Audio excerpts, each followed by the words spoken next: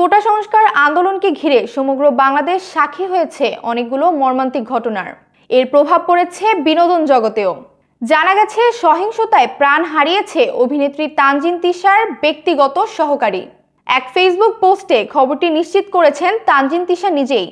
নিহত সহকারীর সাথে কিছু স্থির চিত্র প্রকাশ করতে দেখা গিয়েছেন তানজিন তিশাকে। বিস্তারিত থাকছে নুসরাত জাহান মেহেকের রিপোর্টে। চলমান কোটা সংস্কার আন্দোলনকে কেন্দ্র করে সৃষ্টি সহিংসতায় গুলিবিদ্ধ হয়ে মারা গেছেন অভিনেত্রী তানজিন তিশার ব্যক্তিগত সহকারী আলামিন। আবেগঘন এক ফেসবুক পোস্টে আলামিনের মৃত্যুর বিষয়টি নিশ্চিত করেছেন অভিনেত্রী তানজিন তিশা। মঙ্গলবার নিজের ফেসবুক পোস্টে তিশা লেখেন, কিভাবে শুরু করব জানি না।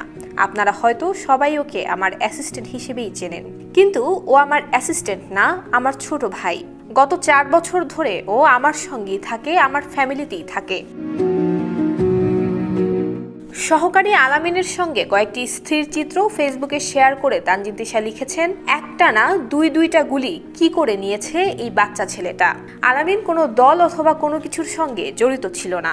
ওর বিগত 4 বছরের জীবনটা আমার সঙ্গে, আমার কাজের এবং আমার পরিবারের সঙ্গেই কেটেছে।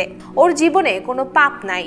খুব ছোট্ট একটা মানুষ এই 4 বছর আমার কাছে বড় হতে দেখলাম। দোয়া করবেন সবাই আল্লাহর কাছে যেন সুন্দর জীবনে থাকে। তবে আলামিন কোথায়, কখন, কিভাবে গুলিবিদ্ধ হয়ে নিহত হয়েছে সে ব্যাপারে ফেসবুক পোস্টে কিছুই উল্লেখ করেননি তানজিন তিশা।